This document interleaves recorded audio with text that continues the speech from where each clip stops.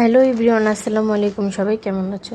তো আজকে আমি নিয়ে চলে আসলাম আমড়ার আচার বানাবো, সেটাই শেয়ার করলাম তোমাদের সাথে। তো ফার্স্টে আমি আমড়ার উপরে কালো কালো দাগগুলো উঠিয়ে নিলাম, নিয়ে এইবার পানির ভেতরে আমড়াগুলো ছেড়ে দিব। চোচাটা আমি ফালাইনি, কারণ এটা খেতে খুব স্বাদ এবং ভিটামিন সি এজন্য।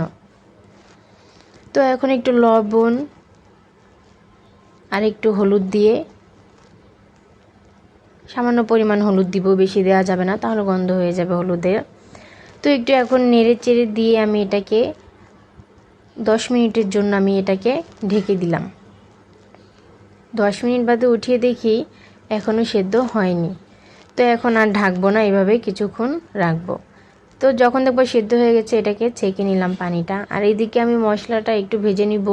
ধনিয়া, তেজপাতা, এলাচ, ডাল, তারপরে পাঁচফোড়ন, এগুলো একটু ভেজে নিব।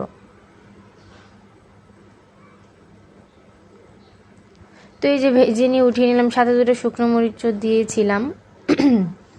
আর একটা কড়াইতে একটু পানি নিয়ে নিয়েছি আর পরিমাণ মতো চিনি। পানিটাও তোমরা কমই নিবা।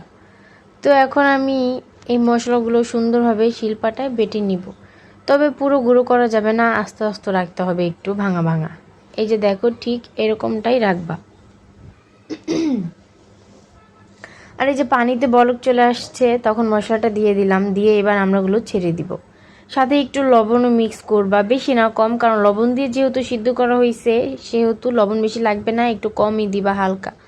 আর এই যে যখন দেখবা চারপাশ থেকে এভাবে বলকে আসতেছে, তখন ভাববা, আর যখন দেখবা ঝোলটা একবার ঘন হয়ে গেছে, কমে আসছে, তখন ভাববা যে না, এখন হয়ে গেছে।